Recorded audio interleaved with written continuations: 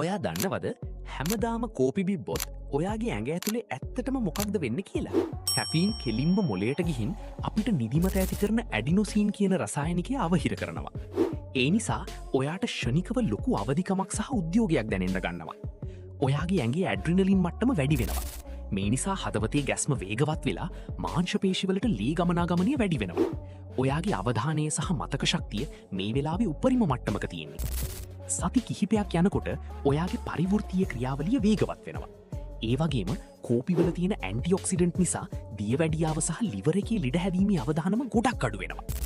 ඔයා දිනකට කෝපි කෝප්ප 4කට වඩා බොනවා නම් ඔයාගේ ඇඟ කැෆීන් වලට ඇබ්බැහි වෙනවා.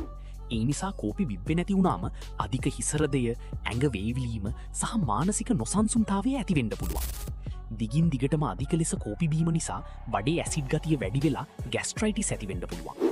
ඒ වගේම රැට නිින්ද නොයාම නිසා ඔයාගේ ස්නායු පද්ධතිය නිතරම වෙහෙසටපත් වෙලා තියෙයි.